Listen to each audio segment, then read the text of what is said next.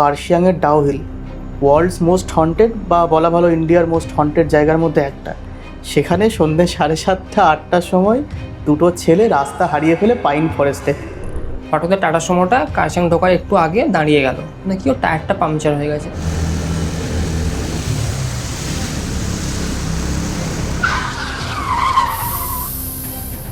ওই রাস্তাটা ওরা খুঁজে পাচ্ছে না। ওদেরকে বলা হচ্ছে, ওরা বলছে যে আমরা আগে এসেছি, বাট আমরা এখন বুঝতে পারছি না যে কোথায় রাস্তাটা আছে। ব্যাপারটা হচ্ছে বাড়িতে আমি কাউকে বলিনি যে আমি ডাউহিল যাচ্ছি, আমি জাস্ট বলেছি আমি আমার বন্ধুর বাড়ি কলকাতা যাচ্ছি। বলে না না, আমি তোমাদেরকে শর্টকাট বলে দিচ্ছি, পাইন ফরেস্টের থ্রু দিয়ে ওইখান দিয়ে চলে যাও, তার তাড়াতাড়ি পৌঁছে যাবে। এবার ওদের না অত নিয়ম কানুনে, ওরা জাস্ট পুঁতে দিয়ে চলে যায়, কিছু মন্ত্র পড়ে জাস্ট নর্মালি চলে যায়। এবার ওটাকে শিয়াল কুকুরে ছিঁড়ে খায়। আমার বন্ধুরা বলছে আমার পেটে লাগছে, যখন খুলে দেখি তখন ওর স্টিচেসগুলো থেকে রক্ত বেরোচ্ছে অলরেডি। বন্ধুরা জাস্ট নর্মালি ঘোরাঘুরি করছে, তখন আমি বলছে ভাই দেখে ওই দেখ ও দাঁড়িয়ে ছিল তোর পেছনে।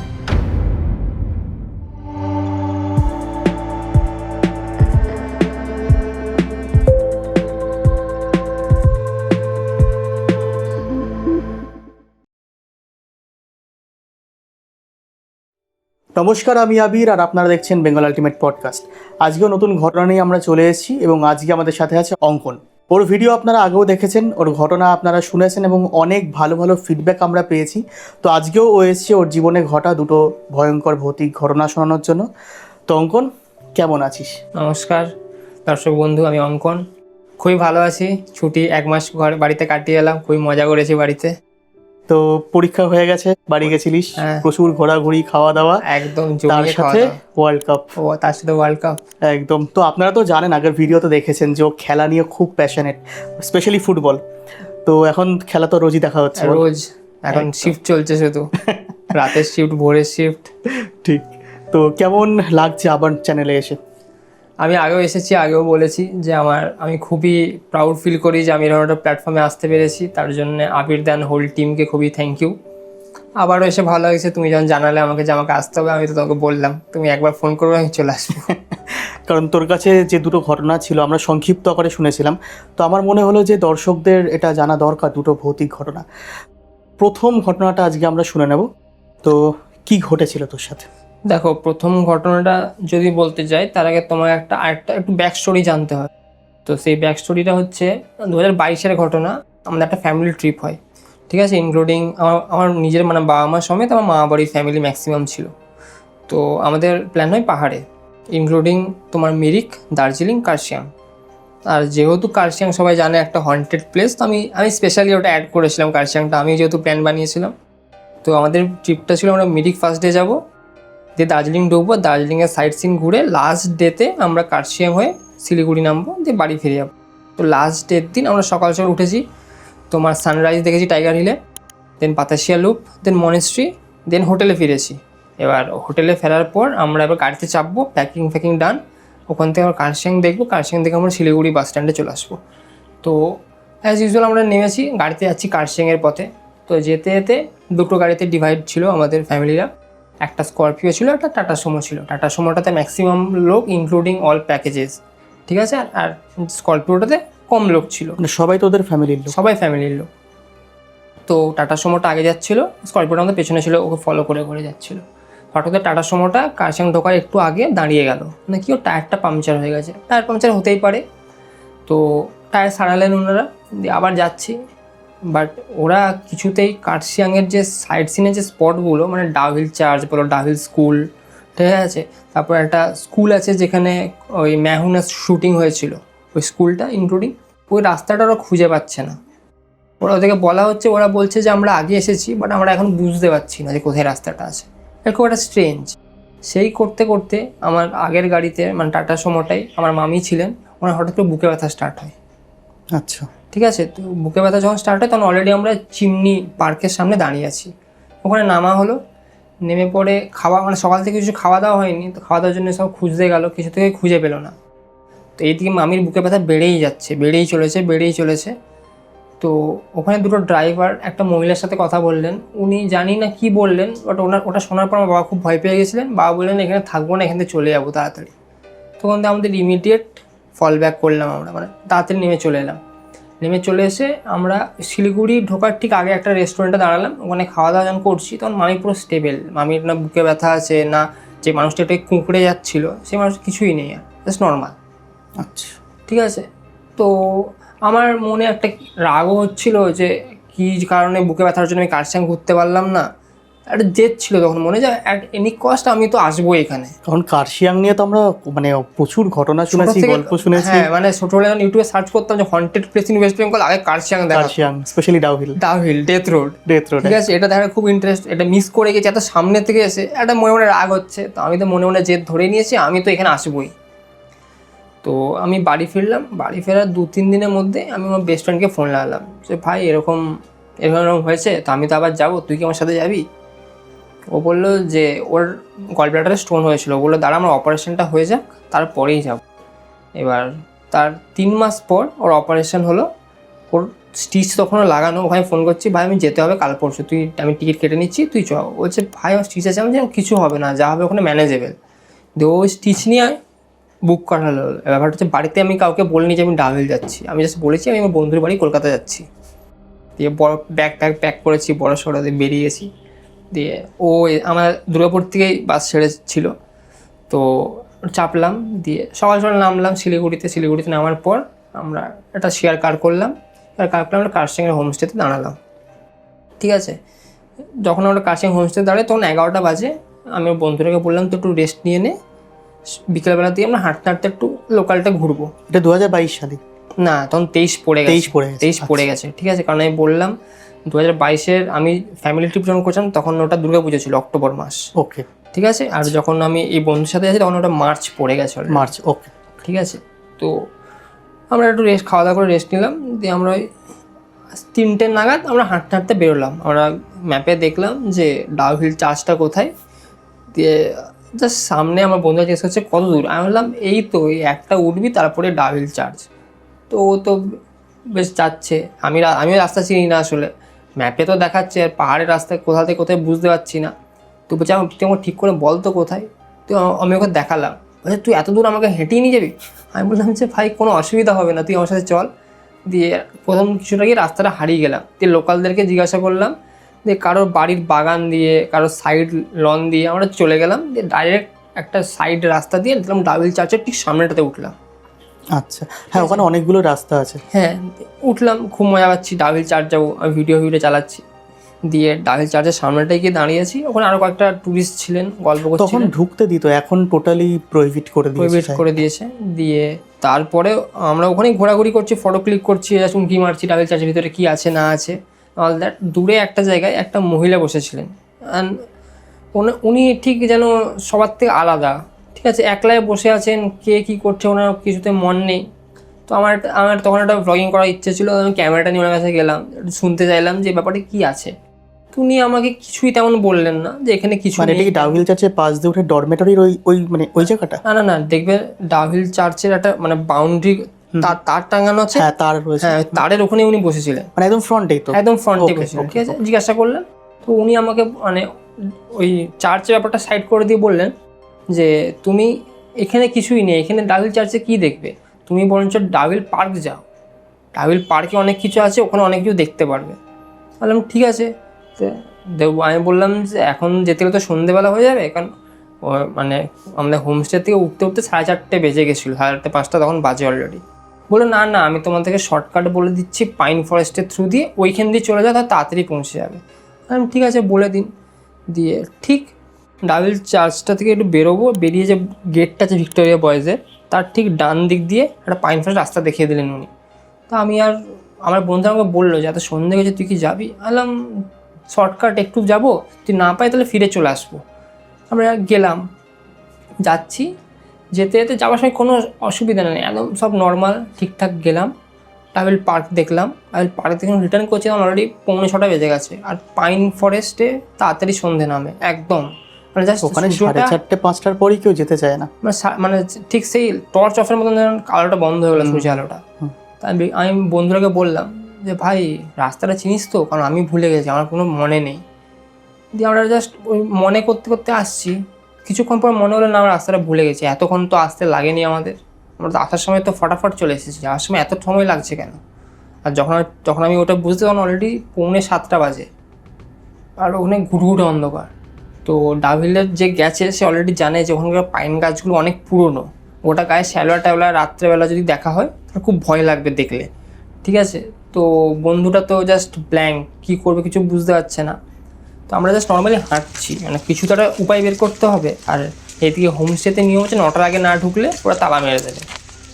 আমরা অনেকক্ষণই ওইখানে ঘুরেছি, অনেকক্ষণই জাস্ট দিশেহারার মতো ঘুরেছি, ঘুরে 1:30 বেজে গেছে। মানে আপনারা ভাবুন, কার্শিয়াংয়ের ডাউহিল ওয়ার্ল্ডস মোস্ট হন্টেড বা বলা ভালো ইন্ডিয়ার মোস্ট হন্টেড জায়গার মধ্যে একটা, সেখানে সন্ধ্যে 7:30-8টার সময় দুটো ছেলে রাস্তা হারিয়ে ফেলে পাইন ফরেস্টে। মানে এটা কল্পনা করলেও গায়ে কাঁটা দেয়। হ্যাঁ, মানে আমরাও মানে এক্সপেক্ট করিনি যে আমরা এরকম হবে। আরও সমস্যাটা কোথায়, আমরা বাড়িতে বলে আসিনি যে আমরা এখানে এসছি, কোনো বিপদ আপদ হলে মানে খুঁজে পাবে না কি হয়েছে কোথায় হয়েছে। তো 8:30টার সময়, আর এদিকে ফোনের নেটওয়ার্কটা না খুবই কম, ওখানে নেটওয়ার্ক থাকেই না প্রায়। মানে সেই 4Gর একটা ডট আসছে মিশে যাচ্ছে, একটা ডট আসছে মিশে যাচ্ছে। হট করে আমার বন্ধু ফোনে নোটিফিকেশান এলো যে হয়তো টাওয়ার পেয়েছিল কোনো কারণে, যে আমাদের যে হোমস্টের মালিক সে অলরেডি 4বার ফোন করে ফেলেছে আমাদের, আমরা কোথায় গেছি। আমরা না কানেক্ট করতে পারছি না কিছু করতে পারছি।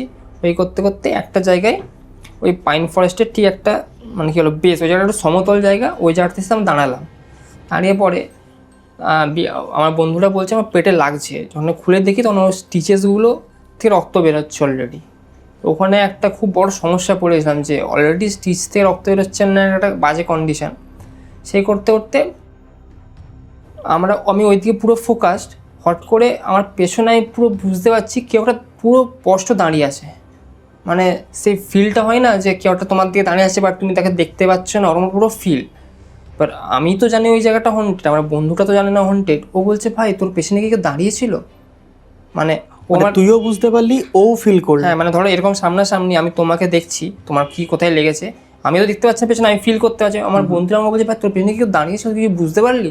বললাম কেন? বলছে না তোর পেছনে আমি কিছু মানে নড়তে দেখলাম। এটা তুইও তো বুঝতে পেরেছিস? আমি বুঝতে পেরেছি নড়েছে, কিন্তু ও কিন্তু দেখতে পেয়েছে। ঠিক আছে, তো আমি বললাম কী দেখেছিস তুই? বলছে না আমি কিছু দেখলাম যে নড়ে গেল। ওকে, দিয়ে আমাকে তখনই ও ফট করে জিজ্ঞাসা করলো আর সত্যি করে বলতে এখানে কিছু নেই, তুই কি এমনি এমনি ঘুরতে এসেছিস এখানে? ও জানি না, ও আসলে জানে না আসলে ব্যাপারটা, ঠিক আছে। না আমি ওকে তখন কিছু বলিনি, আমি বললাম ঠিক আছে কিছু হয়নি, আমি তুই ফিরে চল। ওর তো রক্ত বেরোচ্ছে, ওকে একটা রুমাল দিয়ে চাপলাম, একটু কমেছে ততক্ষণকে। আর তখন দিশার মতন ঘুরে বেড়াচ্ছি, একটা পয়েন্টের জায়গায় দাঁড়িয়ে হট করে পুরো মনে হলো ওটা পাইন গাছের মাথাগুলোকে পুরো নাড়াচ্ছে কেউ, মানে পুরো মানে অ্যাজ ইফ এমন ফিল করা হচ্ছে তোমাদেরকে এখানে আটকে রেখে তোমাদেরকে যেতে দেবো না। এই যে পয়েন্টটা, এটা অনেকে যারা গেছেন তারা বলেছেন যে মনে হয় যেন একটা অদ্ভুত কিছু একটা চলছে ওখানে। হ্যাঁ, মানে বেরোতে দেবে না ওখান থেকে আমাদেরকে, মানে তোমরা এসে গেছো মানে তোমাদেরকে এখানে কি হতে হবে। তোমার বন্ধুরা খুব ভয় পেয়ে যায়। আমি বললাম তুই ভয় পাস না, নিউট্রাল থাক, বেশি যে ভয় পাবে তাকে বেশি ভয় পাওয়ানো হয়। নিউট্রাল থাক, কিচ্ছু নেই এখানে, কিচ্ছু নেই, শক্ত থাক, রক্ত বেরোচ্ছে সেটা একটা ভাবার বিষয়, রক্ত থেমে যাবে, স্টিচেসগুলো কাঁচা আছে, হয়তো বেশি চাপ পড়ে হয়েছে, উঠেছিস তো অনেকটা। ও নর্মালি আমার বয়সে আসছে, আমরা দুজন ঘুরছি, বললাম কিছু করে দাঁড়িয়ে থাকা যাবে না, হাঁটতে থাকতে হবে, তাতে যাওয়া আবার হবে। হাঁটতে হাঁটতে অনেকটা, তখন অলরেডি 9:30 বেজে গেছে, তখন দূরে একটা জায়গায় জাস্ট নর্মাল টর্চ পেয়েছি দেখতে। ভাই টর্চ পেয়েছি, দৌড়া এবার এখান থেকে, আর কিছু করার নেই। তো হুড় মুড়িয়ে দৌড়ে 2 জায়গায় পড়েছি ওখানে, দৌড়ে টর্চের মানে ওখানকার একটা লোকাল, তো রাত্রেবেলা ওই আর কি টয়লেট ফয়েট কিছু একটা করতে বেরিয়েছিলেন, উনি আমাকে বললেন যে এখানে তোমরা কী করছো, তোমরা কারা?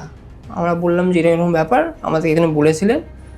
দিয়ে উনি বললেন যে ভদ্র মহিলার ডেসক্রিপশানটা বলো, কীরকম দেখতে ছিল।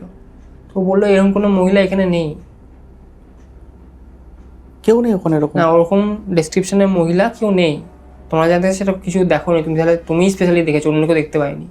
আমি যখন বললাম যে উনি এমনভাবে বসেছিলেন ওখানে অ্যাজ ইফ উনি ওখানে নেই, মানে এত লোক আসছে কি ওনার দিকে পাত্তাই দিচ্ছেন না, অ্যাজ ইফ আমরাই দেখতে পেয়েছি, আমরাই কথা বলেছি। তোর বন্ধুও দেখেছে, তুইও দেখেছিস? আমিও দেখেছি, দুজনেই। বাকিরা কেউই লাইক হ্যাঁ, মানে ওনার ডেসক্রিপশন অনুযায়ী যে ওরকম কোনো মহিলা এক্সিস্ট করে না, তোমরাই শুধু দেখতে পেয়েছো। Okay, at that moment I realize যে সামথিং, কিছু একটা হয়েছে আমার সাথে, ঠিক আছে। তো তখন বসে বসে কথা বলছি, তখন বন্ধুরা জাস্ট নর্মালি ঘোরাঘুরি করছে, তখন আমি বলছি ভাই দেখে ওই দেখ ও দাঁড়িয়ে ছিল তোর পেছনে, এবার ডেকে থাকছে ও দাঁড়িয়ে ছিল তোর পেছনে। আমি ঘুরে দেখি তখন কিছু দেখতে পাই না আমি আর, মানে পাশেই দেখাচ্ছে? মানে দূরে একটু দূরে অন্ধকার দিকে বলছে ওই দেখ ও দাঁড়িয়েছিল ওখানে। ওই মোমেন্টে আমি ভয় পাই, রীতিমতো ভয় পাই। তখন প্রায় কটা বাজে? 8:30 9টা? 8:30 9টা না, তখন অলরেডি 10টা বাজতে যাচ্ছে। তোরা অলরেডি 10টা, হ্যাঁ ডাউহিলের মতন জায়গায় দাঁড়িয়ে আছি আমরা রাত 10টায়? রাত 10টায় পাইন ফরেস্টের মধ্যে। মানে তখন হয়তো মানে অ্যাড্রিনালিন রাশের জন্য আমি বুঝতে পারিনি যে আমার সাথে কী হয়েছে। পরে এসে যখন এখন ভাবি আমি বললাম না আমি কিছু থেকে বেঁচে ফিরে এসেছি। এখন আমরাও তো গেছি ওখানে গত বছরই, তো একটা আলাদা এক্সপিরিয়েন্স ছিল। তারপরে আমরা হোমস্টে মালিককে ফোন করি, ওরা আমাদের মানে বকাবকি করে যে তোমাদের যাওয়াটা ঠিক হয়নি এরকমভাবে, ঠিক আছে। আমাকে আমি তো জানিয়ে যেতে পারতে, কারণ তোমরা তো আমার এখানে আছো, কিছু হয়ে গেলে তো আমার নামে দোষ হবে। আমরা যখন গেছিলাম বিকেল বেলা, তখনই একটা অদ্ভুত ফিলিংস হচ্ছে। বা হ্যাঁ, একদম একটা গা ভারী হওয়া ভাব। হ্যাঁ অনেকে বলে ওভার হাইপ, কিছু নেই, কিন্তু আমাদের মনে হয়েছে, এটা আমাদের পার্সোনাল ওপিনিয়ন, আমার সাথে আমার একজন ভাইও গেছিলো, সে ক্যামেরার পেছনেই রয়েছে, তো আমাদের দুজনের এক্সপিরিয়েন্স অনুযায়ী তো কিছু তো রয়েছে। তো অনেকে বলে নেই, ওভার হাইপ করা হয় ব্যাপারটাকে, বাট না, কিছু তো রয়েছে। আর যেখানে তুইও ফিল করলি তোর পেছনে কেউ আছে, তোর বন্ধুটা দেখতে পেলো তাকে, অ্যান্ডিকোয়েল এখনই বললি যে দূরে কেউ একজন দাঁড়িয়ে আছে, so something is there maybe. একদম। আমি মানে নিজে পার্সোনাল এক্সপিরিয়েন্স থেকে সবাই বলে, কিছু কিছু লোক মানে বলে যে ওখানে কিছু নেই, আমি তাকে বলি যে ফিল করেছে সে জানে ওখানে কি আছে, এটা হচ্ছে ব্যাপার। প্রচলিত আছে যে হেডলেস চাইল্ড ঘুরে বেড়ায়, এটা প্রচলিত কথা। হয়তো ওটা যদি দেখতাম তাহলে হয়তো ওখান থেকে আর ফিরতে পারতাম না। যাই হোক, আমার বন্ধুটা তারপর থেকে কিছু বলে না ওই নিয়ে যে কী দেখেছে, ওখানে দেখেছে, ও যা সাইলেন্ট থাকে ওই ব্যাপারে বললে। ও এখনো বলেনি এক্স্যাক্টলি কি দেখেছে, মানে ও বলে আমার কিছু ডিসক্রিপশন নিয়ে ওটা বলার, ওকে আমি প্রেসারাইজও করি না, ঠিক আছে এটা ভুলে যা, অ্যাজ আ ব্যাড মেমোরি হিসেবে ভুলে যা। ওকে আমি ফেরার পর বলি সব ঘটনা, এখানে এইসব হয়েছে, এই জন্য এটা হন্টেড, তখন আমাকে বলে তুই কোন জায়গায় নিয়ে এসেছিস আমায়। বাস এইটুকুনি ঘটনা। এটা তো ঘটনাটা এইটুকু, কিন্তু এটার ইম্প্যাক্ট সারা জীবন তোদের লাইফে থাকবে একদম। মানে ইভেন আমি এখনও যখন বন্ধুরাকে বলি যে ভাই তাহলে আরেকবার ঘুরে আসে, না না আমি দেখবো, তুই কোন জায়গার নাম বল, আমি সার্চ করবো। এবছর আমরা যাওয়ার প্ল্যান করছি, যেতে পারিস আমাদের সাথে। একদম, আমি অলওয়েজ আছি। তো এটা ছিল প্রথম ঘটনা। কেমন লাগলো অবশ্যই জানাতে ভুলবেন না। কার্শিয়াংয়ের ডাউহিল আপনারা জানেন অলরেডি যে হন্টেড, এটা অনেকে বলে যে না হন্টেড নয়, তো খুব হাইপড, বাট সত্যি হয়তো কিছু রয়েছে, আমরাও ফিল করেছি এবং ওরা ফিল করেছে, অঙ্কনরা দেখেছে, তো নিশ্চয়ই কিছু আছে। এটা নিয়ে প্রশ্ন উত্তরের অনেক লম্বা একটা আলোচনা হতে পারে, অনেকে বলবে আছে, অনেকে বলবে নেই, একটা অনেক লম্বা ডিসকাশন চলতে পারে এটার উপর। তো কেমন লাগলো ঘটনাটা অবশ্যই জানাতে ভুলবেন না, কমেন্ট করবেন যদি ভালো লেগে থাকে ঘটনাটা। আর যদি এখনও অবধি ভিডিওটা দেখে থাকেন তাহলে চ্যানেলটিকে সাবস্ক্রাইব করবেন, ভিডিওটা শেয়ার করতে ভুলবেন না, নোটিফিকেশন বেল অন করে দেবেন পরবর্তী ভিডিওর আপডেটস পেতে। আর হ্যাঁ, আপনারা যদি আপনাদের জীবনের ঘটনা বা আপনাদের জানা কোনো ঘটনা এভাবে আমাদের চ্যানেলে এসে শেয়ার করতে চান, তাহলে নিচে যে নাম্বারটি আসছে, অর্থাৎ হোয়াটসঅ্যাপ নাম্বার 8420809976, এই নাম্বারে লিখে অথবা ভয়েস করে পাঠাতে পারেন আপনার ঘটনা। যদি সেই ঘটনা সিলেক্ট হয় তাহলে অবশ্যই আপনাকেও ডেকে নেওয়া হবে আমাদের এই স্টুডিওতে এইভাবেই ঘটনা শোনানোর জন্য। অথবা চাইলে আপনি পাঠাতে পারেন bengalultimatepodcast@gmail.com মেল আইডিতেও। তো আমরা এবার চলে যাব পরবর্তী ঘটনায়। কি ঘটেছিল তোর সাথে? তো আমার যে দ্বিতীয় ঘটনাটা সেটা হচ্ছে একটু গ্রামের সাইডের ঘটনা, ঠিক আছে। মানে তুমি যদি বাঁকুড়া পুরুলিয়ার প্রত্যন্ত অঞ্চলে যাও, এখানে দেখবে যে রুরাল কথাটা আছে না, একদম পারফেক্ট রুরাল কথাটা এখানে ফিট ইন হয়। মানে সেই দূর দূর অবধি জঙ্গলের পর জঙ্গল, শাল গাছের জঙ্গল, সেগুন গাছের জঙ্গল কোথাও, তারপর দূরে গিয়ে একটা মানে মার্কেট, এখানে প্রত্যন্ত গ্রাম। তোমার একটা গ্রামে আমি গেছি, ঠিক আছে, ফ্যামিলি ট্রিপই ছিল, ছুটিতে, স্কুলে তখন পড়ি, গেছি। তো নর্মালি সন্ধ্যের দিকে ওখানে তো আর সেরকম এন্টারটেনমেন্টের সোর্স বলে কিছু নেই, টিভি আছে খুব জোর, তখন অত ফোন ছিল না, 11-12, আমার পার্সোনাল ফোন ছিল না। তো নর্মাল সবাই জঙ্গলের দিকে ঘুরতে বেরিয়েছি। এটা কত সালে? এটা তোমার 21 হবে তখন, ঠিক আছে। মানে তখন এই কোভিডের টাইমটাই, ঠিক আছে, মানে কোভিডে জাস্ট শেষ হয়েছে, ট্রিপে গেছে ছোট্ট মতো। তো আমরা নর্মালি যাচ্ছি হাঁটতে হাঁটতে, আমি আছি, আমার সাথে দুটো ছোটো ভাই আছে, ঠিক আছে। ওরা আমাকে দেখাচ্ছে যে দাদা এখানে এটা আছে, এখানে এরকম পুকুর আছে, এখানে শিয়াল বেরোয়, ঠিক আছে, এখানে শিয়ালে বাচ্চা দেয়, দিয়ে আমাকে একটা দেখালো একটা ছোটো একটা জায়গা যেখানে শিয়ালের বাচ্চা দিয়েছে, মানে ওরা উঁকি মারছে সন্ধে সন্ধে ভাব, মাটা নেই। এখানে বন খরগোশ দেখালো, নর্মালি প্রপার গ্রাম। হ্যাঁ প্রপার গ্রাম যেটাকে বলে, ঠিক আছে। ঢিপি আছে একটা, আবার জঙ্গল, আম গাছ আছে মাঝে মাঝে কোথাও, এরকম নর্মালি ঘুরছি, ঘুরতে ঘুরতে ঘুরতে ঘুরতে ওখানে একটা জায়গা আছে যেখানে তোমার মানে আমার ওই যে গ্রামটা আছে, গ্রামটা মানে একটু দূরেই একটা সাঁওতাল গ্রাম আছে। তো ওখানে ওই সাঁওতালরা ওই জঙ্গলে একটা জায়গা স্পট আছে যেখানে ওরা কবর দেয়। আচ্ছা, ঠিক আছে। এবার ওদের না অত নিয়ম কারণে ওরা জাস্ট পুঁতে দিয়ে চলে যায়, কিছু মন্ত্র পড়ে জাস্ট নর্মালি চলে যায়। এবার ওটাকে শিয়াল কুকুরে ছিঁড়ে খায়, ঠিক আছে। বেশি ডিপও পোঁতে না, তো হাড়গোড় পড়ে আছে জাস্ট নর্মালি। আমি যে মানে যাতে যাতে আমার জাস্ট প্রশ্ন হলো যে এগুলো কি মানে কোনো মানে পশু মরে গেছে সেটা? বললো না, এটা মানুষের হাড়। আমি বললাম কী বলছিস, মানুষের হাড় এরকমভাবে পড়ে আছে কেন এখানে? আচ্ছা না, এখানে ওরা এরকম পুঁতে যায়, তো শিয়াল ফিয়াল তো আছে, নেকড়েও আছে এক দুটো, ওরা খেয়ে নিয়েছে। বললাম সে কী কথা রে? তো অমনি একটা হাড় ছোটো আমি তুলেছিলাম, ঠিক আছে। তো আমি জানি না ওটা আমার তুললাম একটা হাড়, ঠিক আছে। ওটা ছিল তোমার যতদূর সম্ভব পায়ের কোনো একটা এই অ্যাঙ্কেল কোনো একটা হাড় ছিল, ঠিক আছে, ছোট্ট হাড় তুলেছিলাম আমি। সেটা তুলে? হ্যাঁ তুলেছিলাম আমি, কিউরিয়াসিটি আর তুলে দেখছিলাম আর কি এরকম করে। আমি তারপরে ফেলে দিলাম ওটা দিয়ে। আর একটু ঘুরতে ঘুরতে জাস্ট মানে মানে এখানে গ্রামটা, এখানে জঙ্গলটা, মাঝ দিয়ে মেন একটা রোড গেছে, পিচ রোড, আর এখানে আবার একটা জঙ্গল। আমি এই সাইডে জঙ্গলটা আছি, জাস্ট নর্মাল পিচ রোড দাঁড়িয়ে আছি। তখন সন্ধে পড়ে গেছে। ওখানে আমি বললাম এবার ঘরে যাবি তো? ওরা বললো না না, এখানে কোনো অসুবিধা নেই, আমরা তো আছি রেগুলার। দিয়ে এবার গ্রামের দিকে বাথরুম থাকতো, সবাই মাঠে যায় যে ব্যাপারটা আছে। ওরা বললো যে আমরা একটু যাবো এরকম, তুমি তাহলে পুকুরের ধারে বসো। আমি পুকুরের ধারে জন্য আমরা বসে আছি, মাথায় ওটাই ঘুরছে যে ওরকম আমি ওরকম জায়গায় গেছি যেখানে হাড় পড়ে আছে, তখন ঘরে গিয়ে বলতে হবে, তো এটা বেশ ভালো জায়গা। বসে আছি, বসে থাকতে থাকতে এটা ধরো পুকুরে এসে হচ্ছে কাশফুলের বাগান। আচ্ছা, ঠিক আছে, মানে সে কাশফুল হয় ওখানে, ওর শুধু ঘাসটা পড়ে আছে, ফুলটা তো হয়নি। দিয়ে হট করে মনে হলো কাশফুলের বাগান থেকে একটা পেরিয়ে গেল, কিন্তু কাশফুল বাগানটা যেখানে শেষ ওখানে এসে আর ওকে দেখতে পেলাম না। আচ্ছা, ভাবলাম হয়তো ওয়াশরুম গেছিলো, ও নেমে গেছে ওই দিক দিয়ে।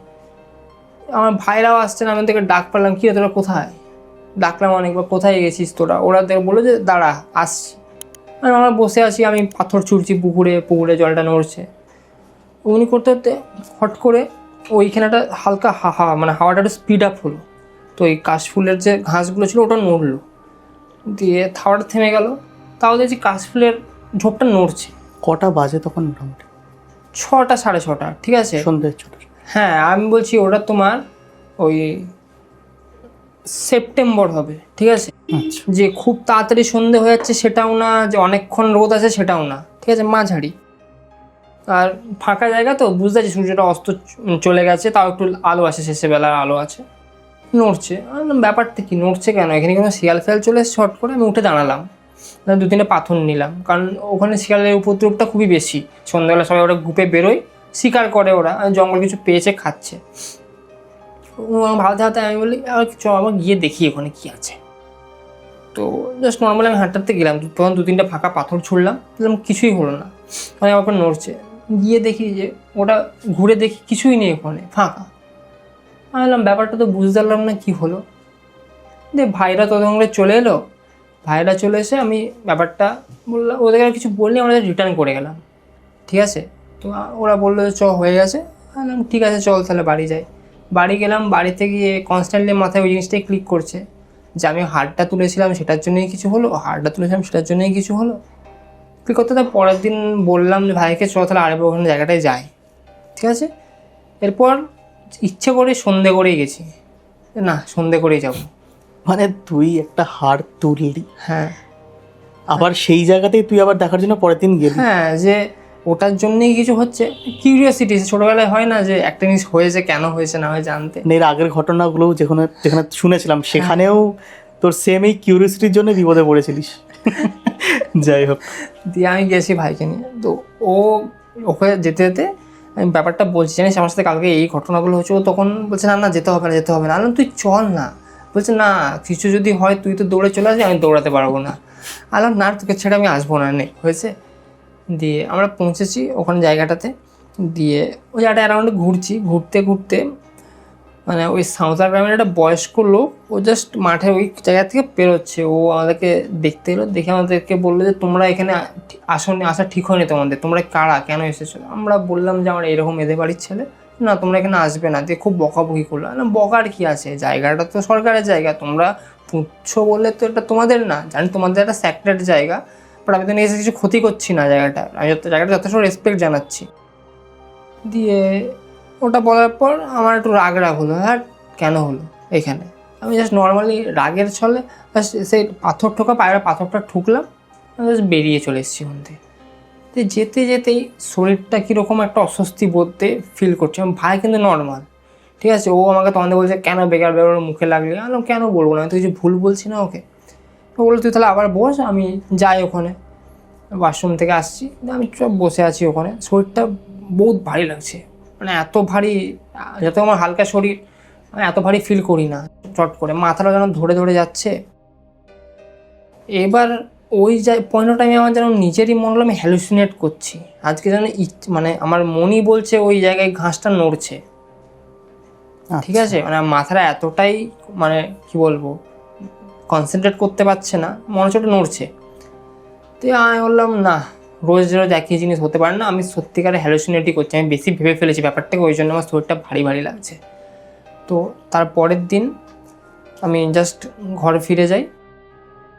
ঘরে এসে আমার বহুত জ্বর, ভীষণ জ্বর, মানে সে গা হাত পা তুলতে পারছি না, রেস্ট, মনে হচ্ছে একদম শরীরের সব এনার্জি খুব বের করে নিয়েছে। মানে গ্রামের বাড়ি থেকে তুই দুর্গাপুরে ফিরে এলি? হ্যাঁ। দিয়ে মা বললো যে এরকম কেন হচ্ছে, এরকম হওয়া তো উচিত না। ওষুধ খাইছে, অ্যান্টিবায়োটিক্স, কমছে না কিছুতেই। তো তখন আমাদের গ্রামের বাড়িরই একজন ওঝা আছেন, ওনাকে বলা হলো যে এরকম হচ্ছে। আমার ভাই তো ছোটো, ও সব বলে দিয়েছে, এই হয়েছে সেই হয়েছে, দাদা এই করেছে, দাদা ওই সাথে ওই মুখে লেগেছে। দিয়ে তখন ও বললো যে ওকে আবার আনতে বলো, এখানে আসতে বলো। আমি মা বাবা আমাকে গাড়ি ভাড়া করে নিয়ে এলো, আমাকে শোয়ানো আছে। ও এলো, ও এসে জাস্ট আমার একটু ছালের মতো তুললো, শরীরতে ছাল তুললো, দিয়ে ওটা কি একটা দেখলো, দিয়ে বললো যে তুমি কোথাও কিছু করেছো, খুঁটি কাঁটি কিছু একটা করেছো, যার জন্য কিছু একটা ডিস্টার্ব হয়ে গেছে, তোমার পেছন ছাড়ছে না। আচ্ছা, ঠিক আছে।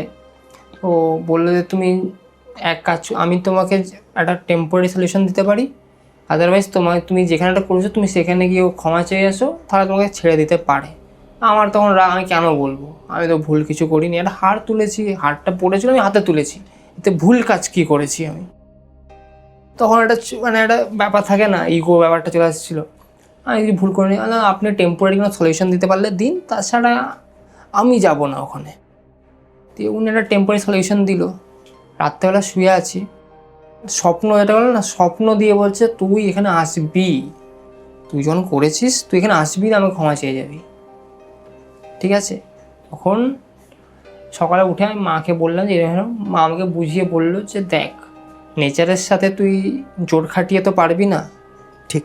নেচারকে তুই কোনোভাবে দমিয়ে রাখতে পারবি না, আর ও যখন একটা নেচারেরই অংশ, যা ওকে রেসপেক্ট কর, তাহলে দেখবি ও তোকে ঘুরে রেসপেক্ট করবে। তো এই তোর এই ক্ষতিটা আর হবে না। ঠিক আছে, তোর রাগের জায়গায় ঠিক আছে, ওটা ওদের দোষ, তুই তোর যে দোষটা করেছিস সেটার জন্য ক্ষমা প্রার্থী হ। নর্মালি গিয়ে বললাম যে আমি যেটা করেছি সেটা খুবই ভুল কাজ করেছি, এটা যেন আমার ক্ষমা করা হোক। জাস্ট বাড়ি আসছি, বাড়ি আসতে আসতেই দুপুরবেলায় গেছিলাম স্নান করব, একটা ডুব মেরেছি, যেন শরীর থেকে সব জিনিস ক্লিয়ার আউট হয়ে গেল। এত মানে ফিল করলাম, মানে তারপর থেকে ওরকম ফ্রি যেটা ভাব ওটা আসেনি কোনো দিন।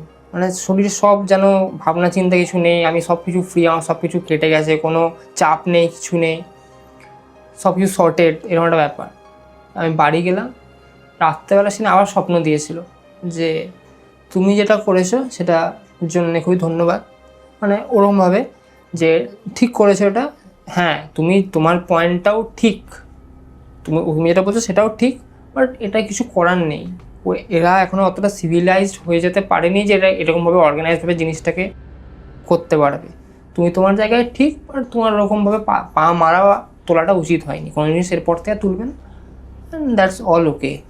তো সে মানে তখন অতটা বুঝিনি তো তারপরে আস্তে আস্তে দিনের পর দিন যখন ভাবি যে আমি কী জিনিসের সাথে চ্যালেঞ্জ করেছিলাম, এই জিনিসটাকে কন্ট্রোল করার বা তার সাথে সম্মুখীন হওয়ার ক্ষমতা আমার নেই। তো এই ঘটনা। আমরা অন্য ভিডিওতেও বলি যে এনার্জি মানেই বা কোনো একটা স্পিরিট মানেই সে ক্ষতি করবে, তার কোনো মানে নেই। এখানে জাস্ট একটা ক্ষমা চাওয়াটাই তোর সব থেকে বড় সলিউশন ছিল। হ্যাঁ, ওনার কিছু খারাপ লেগেছিল আমি যেটা করেছিলাম বা যা করেছিলাম। তো আমরা তো বলি যে কোনো ইনভেস্টিগেশনে গেলে বা যে কোনো রিসার্চ ওয়ার্কে গেলে এই সমস্ত ফিল্ডে সবসময় বলি যে রেসপেক্ট করলে তারাও রেসপেক্ট কিন্তু ফেরত দেবে। তো তোর ক্ষেত্রেও সেটাই হয়েছে। তো হয়তো হ্যাঁ, মানে ওনারা অতটাও হয়তো এখনও বুঝে উঠতে পারেননি বা অতটাও সিভিলাইজড হননি যে একটা কবর দিতে গেলে কতটা খুঁড়ে দিতে হয় বা তার একটা প্রপার প্রসেস থাকে, সায়েন্টিফিক্যাল প্রসেস থাকে, মাটিতে কতটা খুঁড়তে হয়। তো এই জন্যেই হয়তো সেই শরীরের অংশ বা হাড় হয়তো পড়েছিল, তো শিয়াল কুকুরে সেগুলো ছিঁড়ে খেয়েছে, সেটা তুই তুলেছিলিস। হ্যাঁ, এটা অবশ্যই একটা লজিক্যালি দেখতে গেলে তুইও তোর দিক থেকে ঠিক, তারাও তাদের দিক থেকে ঠিক, কিন্তু উচিত হয়নি তোলাটা। কারণ অনেক এনার্জি অনেক জায়গায় কিভাবে রয়েছেন, তাদের কমফোর্ট জোনে তুই ঢুকে পড়েছিলিস, ঢুকে সেখান থেকে এমন একটা জিনিস তুলেছিলিস। তো অবভিয়াসলি তারা খুব একটু অফেন্ড তো হবেনি ডেফিনেটলি, কিন্তু হ্যাঁ তারা ক্ষতি করেননি তোর, শুধু একটা ক্ষমার বদলে তোকে মুক্তি দিয়েছে। তো এনার্জি মানেই খারাপ, এনার্জি মানেই তারা ক্ষতি করবে, এই ধারণা থেকে বেরিয়ে আসুন। সায়েন্টিফিক্যালি জিনিসগুলোকে ভাবার চেষ্টা করুন এবং কুসংস্কার থেকে দূরে থাকুন। জিনিসগুলোকে যদি আমরা সায়েন্টিফিক্যালি ভাবি, প্রত্যেকটা ভিডিওতে প্রত্যেকটা পডকাস্টে আমরা যে এক্সপ্লেনেশনটা দিই, যেটা মানে প্রত্যেকটা গেস্ট এলেই অনেক এক্সপ্লেনেশন তারা জিজ্ঞেস করেন যে কেন, রিজনটা কী। তো শুধু যে সেখানে মানে স্পিরিচুয়াল ব্যাখ্যায় থাকে তা নয়, তার সাথে সায়েন্টিফিক ব্যাখ্যাও থাকে। এবং আমার সাথে দু একটা এনকাউন্টারে তুইও ছিলিস, তুই জানিস, আমাদের টিমের সাথে তুইও মানে রিয়েল লাইফে দেখেছিলিস। তো আমরা কতটা সায়েন্টিফিক্যালি কাজ করি তুই নিজে দেখেছিস। তো জিনিসগুলোকে যদি আমরা সায়েন্সের মোড়কে ফেলে যদি ভাবার চেষ্টা করি, তো অবভিয়াসলি তার সলিউশন হয়। এবং ভয়কে দূরে রেখে যদি আমরা এগুলোকে বোঝার চেষ্টা করি, তাহলে ডেফিনেটলি আমরা এখান থেকে নলেজ গ্যাদার করতে পারবো। তো এটা ছিল আজকে তোর সেকেন্ড ঘটনা। কেমন লাগলো দুটো ঘটনা অবশ্যই জানাতে ভুলবেন না। আশা করি ভালো লেগেছে। যদি ভালো লেগে থাকে এবং এতদূর ভিডিওটি দেখে থাকেন, তাহলে অবশ্যই চ্যানেলটিকে সাবস্ক্রাইব করবেন, কারণ আপনারা অনেকেই ভিডিও দেখেন কিন্তু সাবস্ক্রাইব করেন না। তো সাবস্ক্রাইব করে দেবেন। আর এরকম ঘটনা যদি আরও চাই অঙ্কনের থেকে, অলওয়েজ ওয়েলকাম আমাদের চ্যানেলে। কমেন্টে জানাবেন সেটা কেমন লাগলো।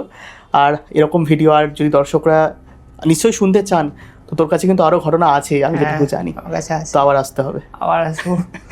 তো কেমন লাগলো আজকে শেয়ার করে ঘটনা? আজকে অবশ্যই খুবই ভালো লেগেছে। আমি আগেও বলেছি যে আমি শেয়ার করবো, আমার কাছে এরকম ঘটনা আছে, আমি জানাতে খুব ইচ্ছুক সবাইকে কি হয়েছে না হয়েছে সব কিছুই। তুমি আবার ডাকলে আমি আবার চলে আসবো। নিশ্চয়ই নিশ্চয়ই নিশ্চয়ই। আর হয়তো কোনো একটা ভিডিওতে তোর থেকে আমরা সেই ঘটনাটাও শুনবো, এটা হয়তো এই ভিডিওতে বলে রাখছি, যে একটা প্যারানর্মাল এনকাউন্টারে সেখানে আমরা অনেকজন ছিলাম।